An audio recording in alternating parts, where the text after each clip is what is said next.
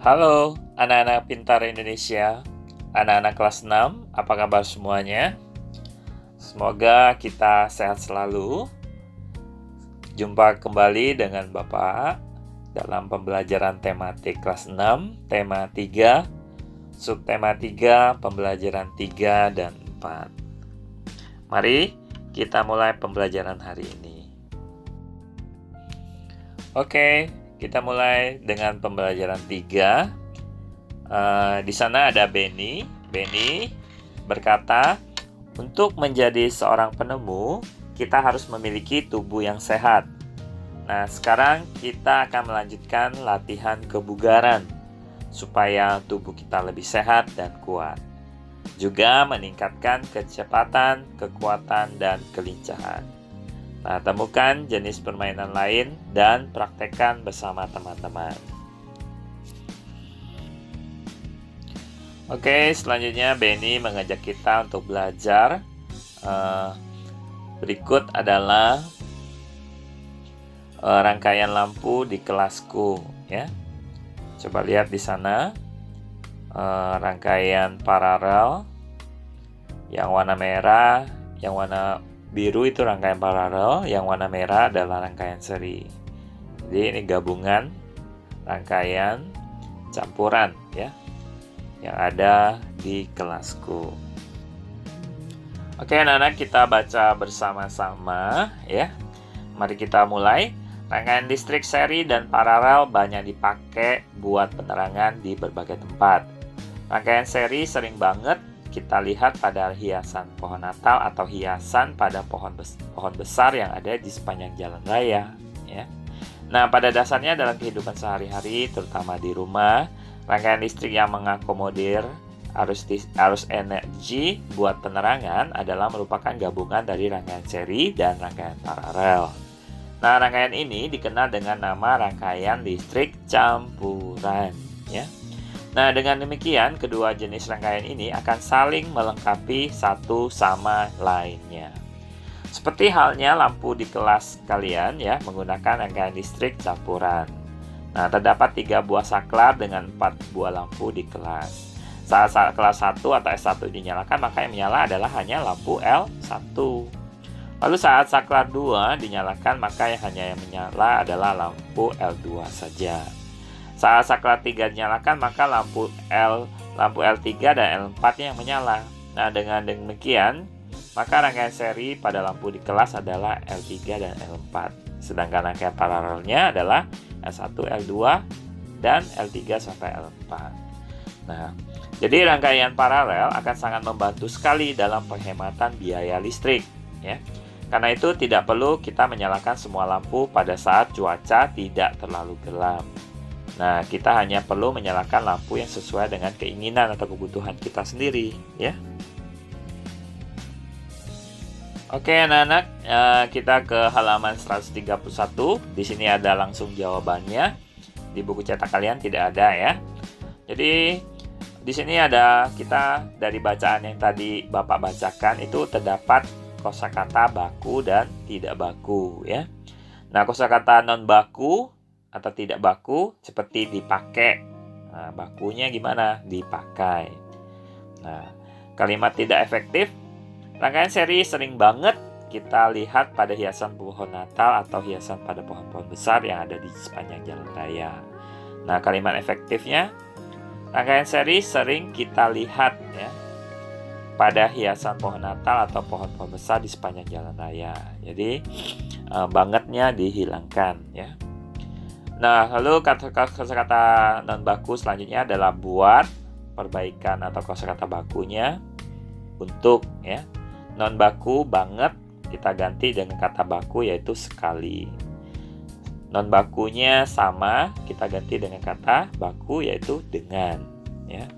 Nah, kalian bisa baca sendiri ya. Tadi kita sudah baca sama-sama kata-kata yang bisa kita temukan, kata-kata baku dan non baku.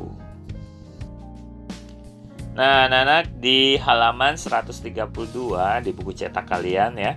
Di sana ada diminta kalian untuk menemukan paragraf 1 dari topik masalahnya apa. Paragraf 2 kalimat penjelasannya ya.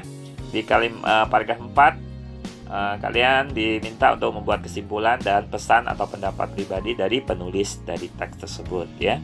Di sini di sampingnya Bapak langsung kasih jawabannya, yaitu di paragraf 1 topik masalahnya apa, yaitu menggunakan rangkaian seri dan paralel yang saling melengkapi dalam kehidupan manusia ya. Paragraf kedua merupakan deretan penjelas ya. Lalu di paragraf keempat kesimpulan dan pesan atau pendapat pribadi dari penulisnya, yaitu lampu di kelasku menggunakan rangkaian campuran yang terdiri dari 3 saklar dan 4 lampu. Lalu bisa juga saat saklar 1 dinyalakan maka lampu L1 menyala. Saat saklar 2 menyala, maka lampu L2 menyala. Dan seterusnya ya. Lalu L3 dan L4 adalah rangkaian seri, sedangkan L1, L2, L3, L4 adalah rangkaian paralel. Nah, ini jawabannya ya. Oke anak-anak, sekarang kita ke pembelajaran 4 ya. Nah, di pembelajaran 4, Benny berkata ya. Benny berkata, pada pembelajaran sebelumnya kamu telah belajar tentang penemuan lampu lalu lintas. Nah, apa manfaat dari penemuannya? Dan apa yang harus kita lakukan untuk mematuhi rambu-rambu tersebut? Nah, ini kata-kata Benny ya.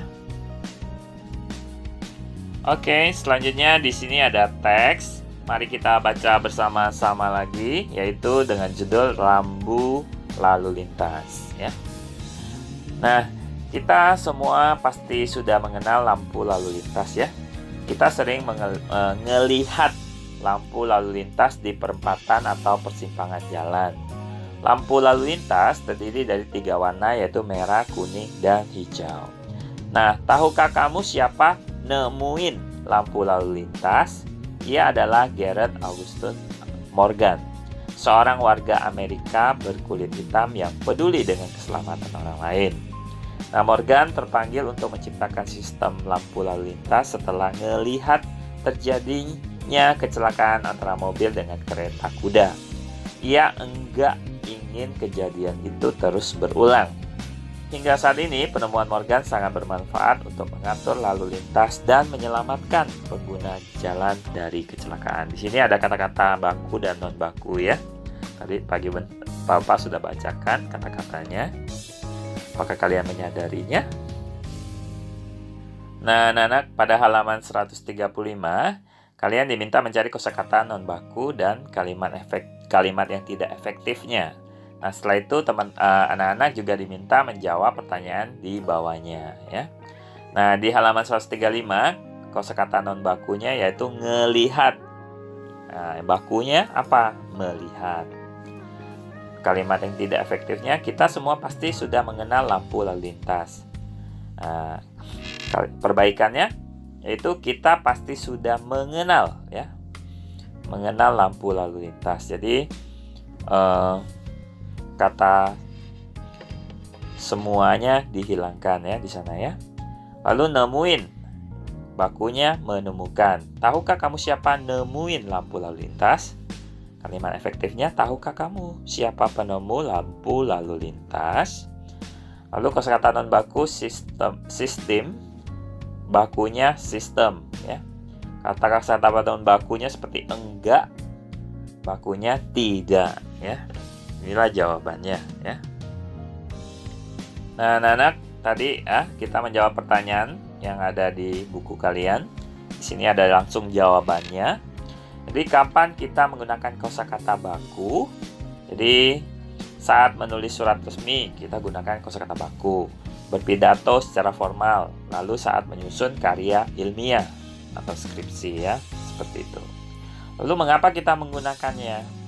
Nah, mengapa kita menggunakan kosakata baku? Karena kosakata baku itu tidak terpengaruh bahasa lain atau bahasa pergaulan di suatu daerah, sehingga kata-kata tersebut mudah dimengerti semua orang. Selain itu juga menjunjung tinggi bahasa persatuan kita, yaitu bahasa Indonesia. Oke, selanjutnya anak-anak, pada halaman 137 di sana ada kotak-kotak yang harus kalian isi tentang kewajiban di jalan raya. Jadi kalian disuruh menuliskan contoh sikap yang tidak melaksanakan kewajiban, lalu akibat dari kewajiban yang tidak dilaksanakan.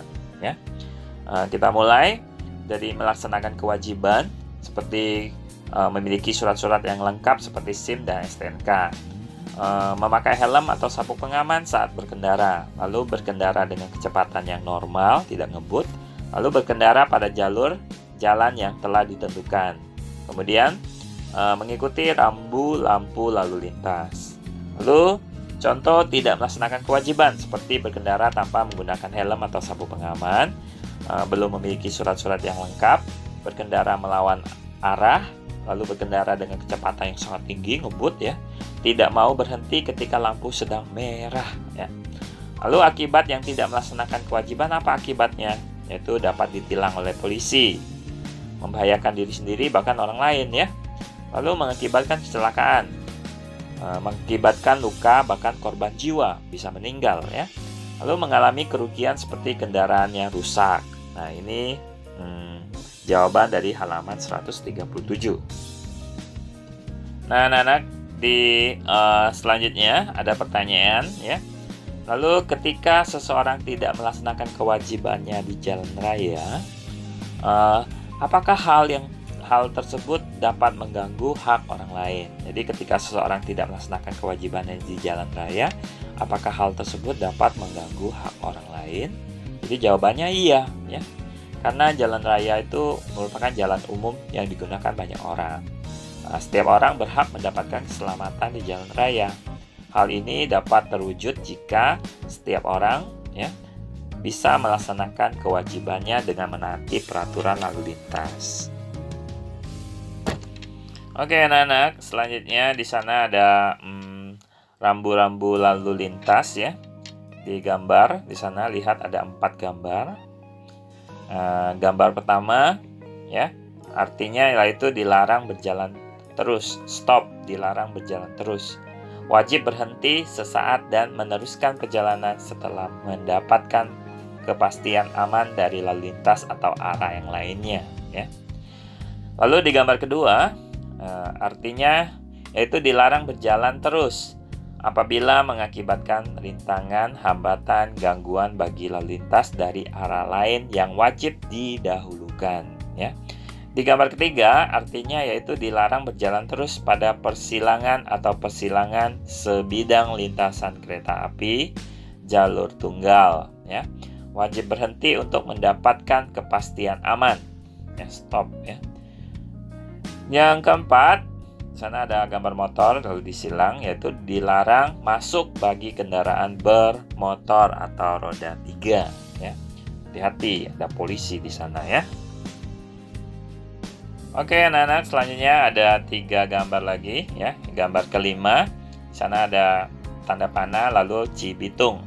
Artinya apa? Yaitu rambu pendahulu petunjuk jurusan yang menyatakan arah untuk mencapai suatu tempat keluar dari jalan tol ya. Jalur keluar ya dari jalan tol ke arah Cibitung ya.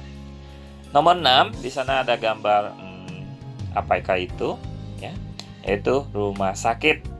Lalu di gambar ketujuh ya, Dieng 10 km km, artinya rambu petunjuk jurusan daerah wisata Dieng dengan jarak 10 km. Jadi ke arah Dieng 10 km lagi ya. Nah, di sana ada Bapak polisi akan menunjukkan ya. Oke, anak-anak kelas 6. Nah, ini adalah slide kita yang terakhir ya. Di sana ada pertanyaan, apa manfaat rambu-rambu tersebut bagi pengguna jalan? Ya, manfaatnya rambu lalu lintas tuh manfaatnya sebagai peringatan sehingga kita dapat mencegah kecelakaan. ataupun sebagai petunjuk, sebagai arah bagi kita sebagai pengguna jalan ya. Nomor 3, jika rambu-rambu tersebut tidak ada, apa pengaruhnya terhadap pengguna jalan ya? Pengaruhnya yaitu mereka tidak tahu bahaya yang mungkin akan terjadi ya, sehingga dapat menimbulkan kecelakaan. Nah, selain itu, pengguna jalan jadi bingung ya, arah mana yang harus dituju. Nomor 4, apakah kamu pernah melihat rambu-rambu lain di jalan selain jelaskan ya? Pernah tidak? Ya. Jawabannya pernah, seperti rambu dilarang berhenti, rambu-rambu dilarang parkir, ya, tanda dilarang masuk, ya. Lalu ada juga rambu persimpangan jalan, ya. Banyak lagi yang lain ya. Nah, anak-anak, demikian pembelajaran kita hari ini ya. Jadi Bapak harap kita sebagai pengguna jalan, kita harus menaati peraturan yang ada di jalan raya demi keselamatan kita sendiri dan orang banyak ya. Jadi bantu ingatkan kalau papa ngebut ya. Bantu ingatkan kalau sopir kita sedang ngebut ya. Nah, demikian pembelajaran kita hari ini. Terima kasih, sampai jumpa di pembelajaran selanjutnya. Sampai jumpa.